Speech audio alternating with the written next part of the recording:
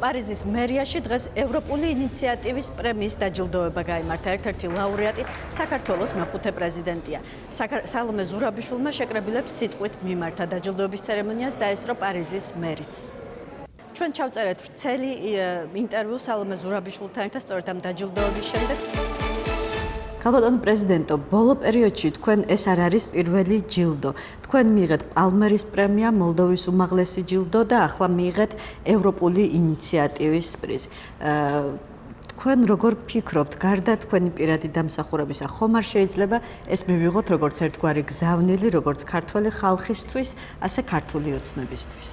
ერთგვარი კი არა, ეს არის მთავარი, იმიტომ რომ რეალურად დღეს გინდათ ევროპა, გინდათ ამერიკა და რაღაცა ჩვენი პარტნიორები ვინც იყვნენ, იმათმა აღარ იციან რა ფორმით გამოხატონ ეს სიტყვიერად კი ამბობენ, რომ ხარს უჭერთ საქართველოს მოსახლეობას, საზოგადოებას, საქართველოს უჭერთ მხარს და არა მის დღევანდელ მთავრობას, მაგრამ სხვა ისეთი კონკრეტული ნიშნები, რითაც შეუძლიათ გამოხატონ ეს მხარდაჭერა, არ არსებობს პრაქტიკულად დღევანდელ დღეს, იმიტომ რომ ყველა გზები გადაჩაჭრილი არის და ეს მონახეს როგორც ერთ-ერთი ფორმა, რითაც შეიძლება რომ ქვეყანას გამოუხატო მისი პრეზიდენტის გინდა ყოფილი იყოს, გინდა არა აქვს მნიშვნელობა, მაგრამ მე ვარ ის სიმბოლო, რითაც შეუძლიათ რომ აღნიშნონ თავიანთი მხარდაჭერა და მე ასე ვღებულობ, არ ამგონია რომ ეს იყოს რაღაცა პერსონალური და ამიტომ რადგანაც არ არის პერსონალური, ძალიან ვამაყობ ამით. ძალიან მწვავე თემას მინდა შევეხო, ეს არის ოკუპირებული ტერიტორიები, ოკუპირებულ ცხინვალში ახლა დანიშნეს რუსეთის მოქალაქე ლიდერად და ძალიან ხშირად კრემლში საუბრობენ ორი ოსეთის გაერთიანებაზე.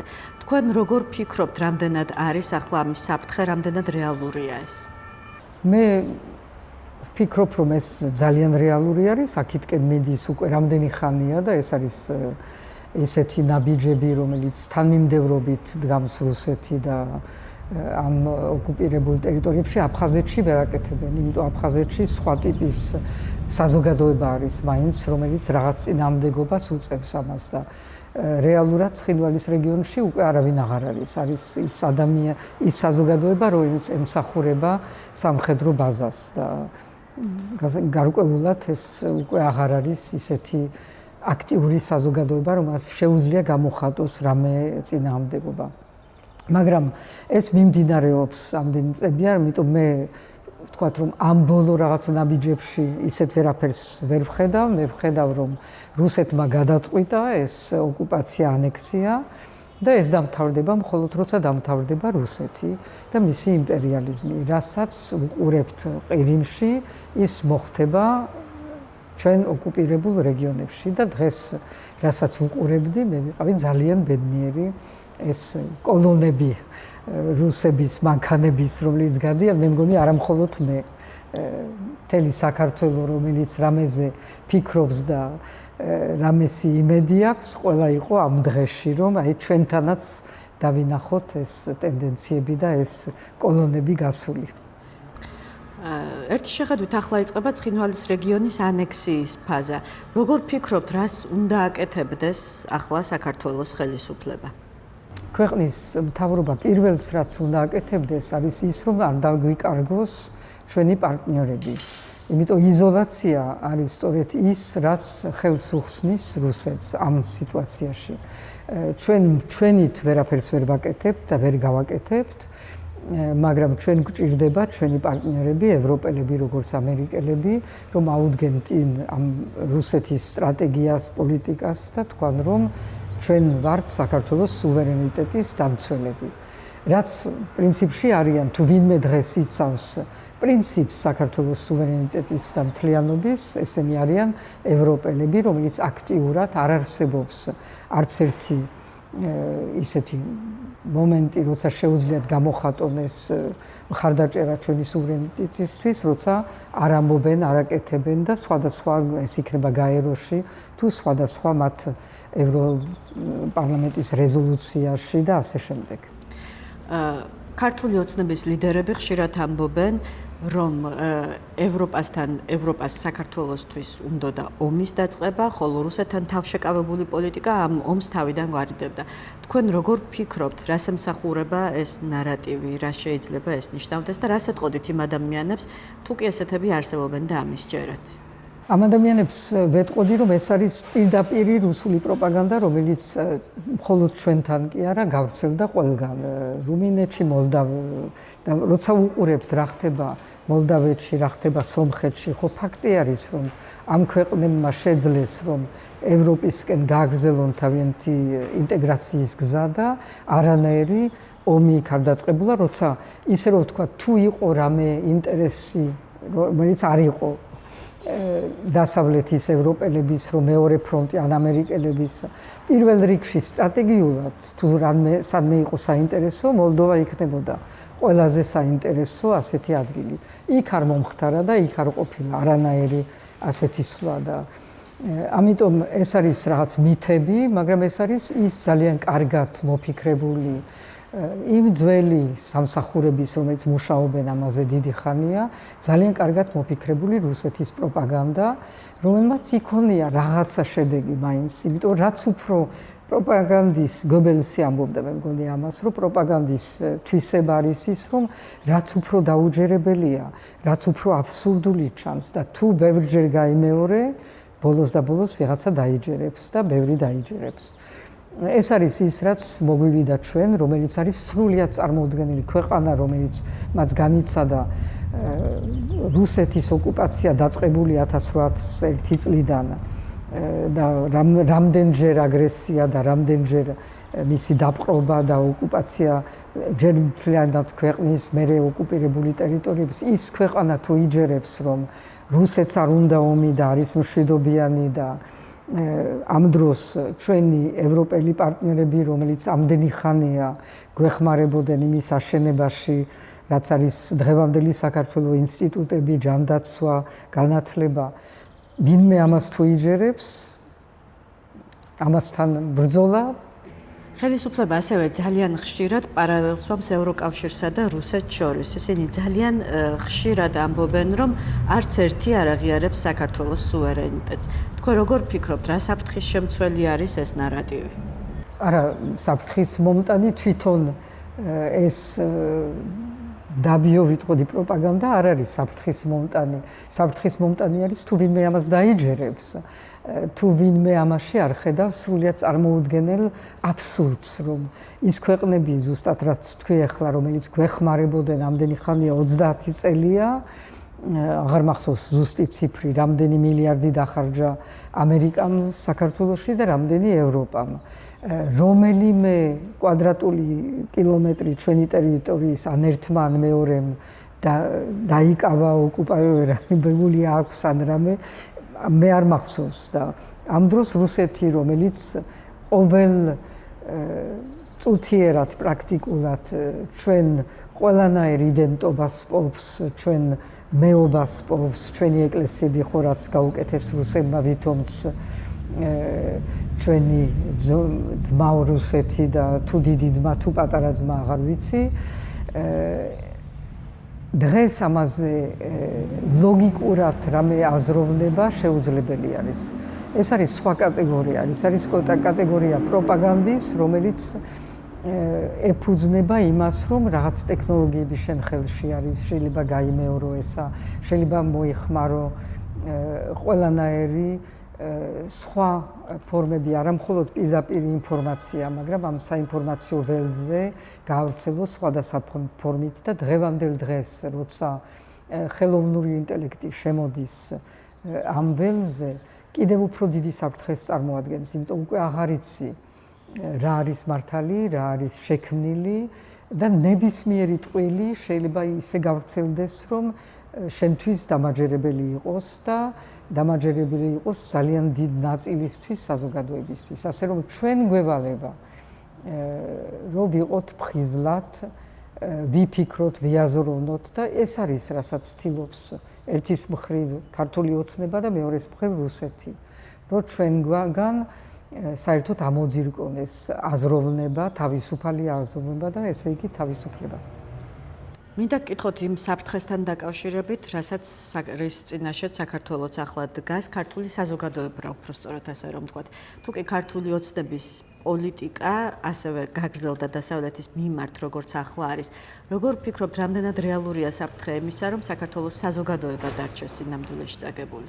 ნაწილობრივ საზოგადოება უკვე არის ხვერპლი ამ პოლიტიკის, რადგან ის რაც მოხდა მაგალითად განათლებაში, როცა ჩვენ ამოგვიღეს ბოლონის პროცესიდან და ამ საერთაშორისო ურთიერთობებიდან, რითაც ძალიან კარგად და ძალიან ბევრი ახალგაზრდები სარგებლობდნენ იმისთვის, რომ ევროპასთან ქონოდათ და პრაქტიკულად საქართველოს შესული იყო იმ ერთიან უმაღლეს სასწავლებლის სივრცეში, ევროპული სივრცე. ეს იყო ის პირველი სივრცე, სადაც ჩვენ შევაღწიეთ, ასე ვთქვათ და იქიდანაც ამოგვიღეს ეს საქართველოს მთავრობამ, ხელისუფლებამ, სხვა არავინ. ევროკავშირმა არ შეწყვიტა არც ერთი პროგრამა ამ კუთხით. და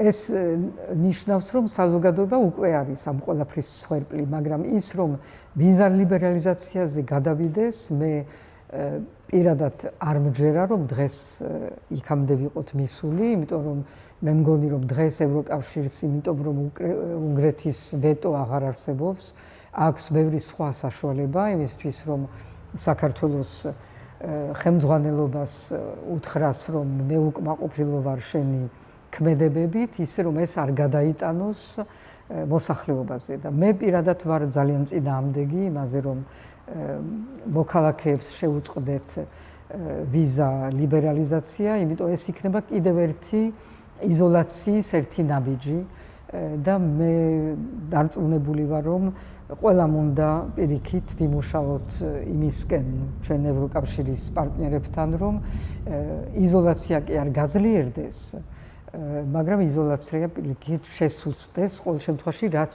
ჩვენ ხელში არის, საზოგადოების ხელში არის და ჩვენი პარტნიორების ხელში არის.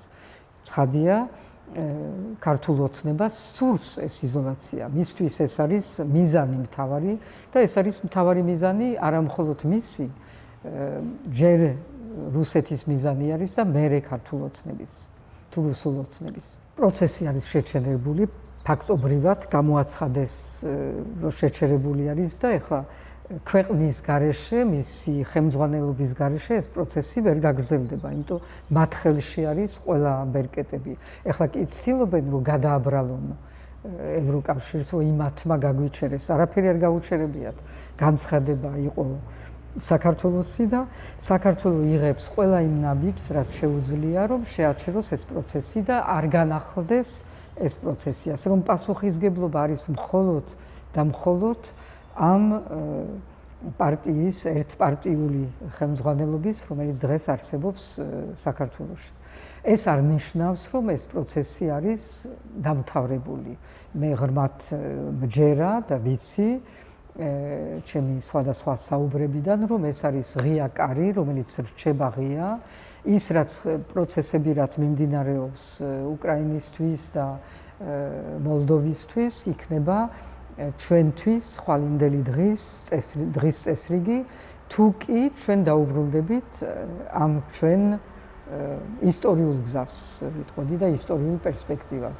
ჩვენზე არის დამოკიდებული ამ შემთხვევაში საზოგადოებაზე. ძალიან ხშირად საუბრობთ დასავლეთის მხრიდან უფრო მკაცრი ნაბიჯების საჭიროებაზე. როგორ ფიქრობთ, რა ნაბიჯები შეიძლება გადადგას დასავლეთმა და რა გგონიათ ახლა, როდესაც უნგრეთი აღარ არის ხელისშემშლელი ფაქტორი, შეიძლება თუ არა უფრო მკაცრი ნაბიჯების, თქვათ, სანქციების დაწესების საკითხი ისევ გახდეს აქტუალური? მე ვამბობ ყოველთვის, რომ ველი უფრო მეტ მხარდაჭერას საზოგადოების და საქართველოსი. რაც ეხება დასჯას იმ პირების, რომლებიც არიან პასუხისგებელი იმ სიტუაციაზე, რომელიც დღეს არსებობს საქართველოში, ეს იმ ქვეყნების და ჩვენი პარტნიორების ხელში არის. ძალიან კარგად იციან, რა შეუძლიათ, რა შეიძლება გაკეთდეს, რა უნდა გაკეთდეს და რითი ექნება ამ ყველაფერს ეფექტი. არ ჭირდებათ არც შემინათქვამი, არც არავის სხვისი. ეს არის მათი პოლიტიკის ნაწილი და ერთნაირად ეს უნდა გავრცელდეს არა მხოლოდ ამ ქვეყანაში, საქართველოში იმ ადამიანებზე, რომლებიც არიან პასუხისმგებელი, ვთქვათ, მოსამართლეები და სხვები, რომლებიც არიან შემსრულებლები ამ პოლიტიკის, არამედ რუსეთზედაც. თუ რუსეთზე არის სანქციები უკრაინის გამო, ასევე უნდა იყოს სანქციები იმის გამო, რომ საქართველო დაიპყრო ირიბად სხვა ფორმით და ამისი არ დანახვა არის ძალიან დიდი დანაშაული ჩვენი ევროპელი პარტნიორებიდან. როდესაც ცდილობენ, რომ ვითომცა ეს მხოლოდ ისეთი საკითხი არის, რომელიც ეხება ადგილზე მყოფი ხელისუფლების ქმედებებს. არა, ეს არის ერთობლივად დაგეგმილი საქართველოს დაბრუნება რუსეთის სივრცეში. ამას არ უნდა აუდგეს წინ ჩვენი ევროპა და ყველა ჩვენი პარტნიორი.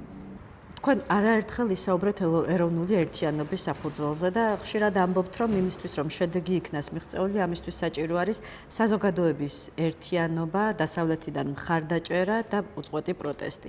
როგორ ფიქრობთ, ახლა რა სიტუაციაშია საქართველო და როგორი მდგომარეობა არის ამ კუთხით?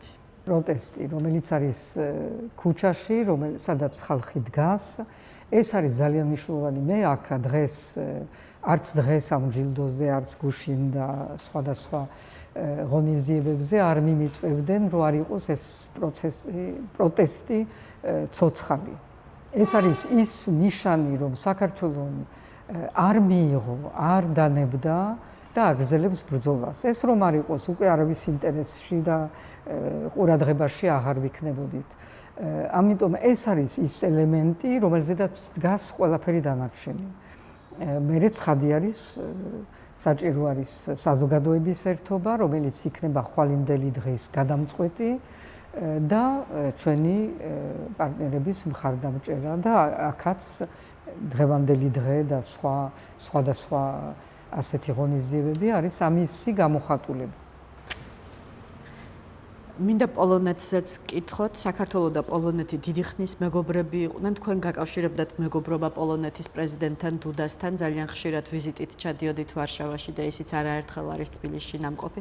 ახლა ეს მეგობრობა თითქოს აღარ არის იმ დონეზე, როგორც იყო. როგორ ფიქრობთ, რა ნაბიჯები შეიძლება გადაიდგას ამ მხრივ? რატომ შეექმნა საფრთხე ტრადიციულ მეგობრებთან ურთიერთობას? ახლა ამ ეგრეთ წოდებულ ხელისუფლებამ არანაირი ურთიერთობა არ შეინარჩუნა. ამითი დავიწყოთ. ანუ პირიქით კიდევ ერთხელ მათი მიზანი არის, რომ შეწყვიტონ ყველა ურთიერთობები, რაც ეხება დასავლეთს, ევროპელ პარტნიორებს და გადავიდნენ. დღეს ვუყურებთ იმას, რომ დარბიან ხან ტაჯიკეთში, ხან თურქმენეთში, ხან რაც თავისთავად არაფერი ამაში ცუდი არ არის, რომ ეს არ იყოს მათთვის ერთის მხრივ შეცვლა იმ კლასიკური ისტორიული პარტნიორებისთვის, რომლებთან ერთად ჩვენ მივდიოდით ევროპისკენ და იმისთვის, რომ აჩვენონ საზოგადოებას, რომ აი ჩვენ სხვა ვარიანტებიც გვაქვს. რეალურად ეს არ არის ალტერნატივა, ეს არ არის ვარიანტი. კარგი არის, რომ ჩვენ ყველასთან გქონდეს კარგი ურთიერთობები, მაგრამ ვერასოდეს ეს ვერ იქნება ჩვენ ქვეყნისთვის ალტერნატივა იმისი, რაც არის ჩვენი ისტორიული პერსპექტივა. რაც ეხება პოლონეთს, ჩვენ მხოლოდ მადლობა შეგვიძლია ვთქვათ იმის მიმართ, რაც იყო უცვლელი პოლონეთის პოლიტიკა საქართველოს მიმართ, რაც საქართველომ ადრეც ამას აღარ დაუბრუნდებით ისტორიულ ფურცლებს, მაგრამ რაც საქართველომ დაიბრუნა დამოუკიდებლობა 91 წელს. იმის მერე ჩვენ ვიცით, რომ პოლონეთი სულ იყო ევროკავშირში ის ქვეყანა, რომელიც შეიძლება ჩათვალო როგორც ჩემპიონი საქართველოსი ამ უწყებაში და ამ ინსტიტუტში.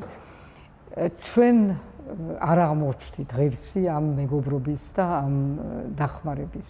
ეს უნდა დავიბრუნოთ უთუოდ და ის რაც დღეს კეთდება და რის იმონსტრეც ვართ დღეს, ანუ ეს ახალი ტელევიზია, ახალი პროგრამები, რომელიც მიძღვნილი არის და ქართულ ენაზეც ჩაიწერება, ესეც არის ძალიან დიდი დახმარება იმ დროს, როცა აღარ არის ის ძველი რადიო თავისუფლება და იმათ აქვთ სხვა ტიპის პრობლემები, ეს არის ის, რაცაც ჩვენ ველოდით და რაც ძალიან კარგი იქნებოდა, რომ არა მხოლოდ პოლონეთი, არამედ ევროპულ დონეზედაც ასეთი მხარდაჭერას გამოეჩინათ და ამისთვის მე მგონი, რომ მე შემიძლია საქართველოს საზოგადოების სახელით დიდი მადლობა გადავხადო პოლონეთის ხალხს და მის მთავრობას.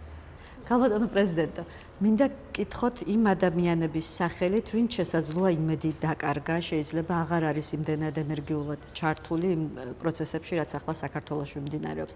რას ეტყოდით მათ, რითი გაამხნევებდით? ყირიმიდან გასულ რუსებს უყურეთ ყოველ დილით. ეს ერთი და მეორეც ერთი ეს უიმედობის თემა არის შემოგდებული თემა, იმიტომ ეს არ ზის ჩვენ ხასიათში. ჩვენს გვაქვს ძალიან დიდი გამძლეობა და გავიარეთ საუკუნეები, ბევრად უფრო რთული ზოგჯერ და ბევრად უფრო მძიმე, ასე რომ ეს არ არის დამახასიათებელი ქართველის, მაგრამ შემოგვიგდეს, რომ უიმედობა და არაფერი აღარ გამოვა და რა გვეშველება არის ტიპიური საბჭოთა კითხვა. ყველას გვეშველება და უნდა გვჯეროდეს, რომ ხვალინდელი დღე არის ჩვენზე დამოკიდებული და შენზე თუ არის დამოკიდებული, სხვას ვერ უნდა კითხავდე რა გეშველება. გვეშველება თუ კი ჩვენ თავისას დავიჯერებთ და გვექნება ის ელემენტალური რწმენა ჩვენ ქვეყანაში და მე მგონი ყველას გვაქვს ამის მიმართ ეჭვი არა მაქვს.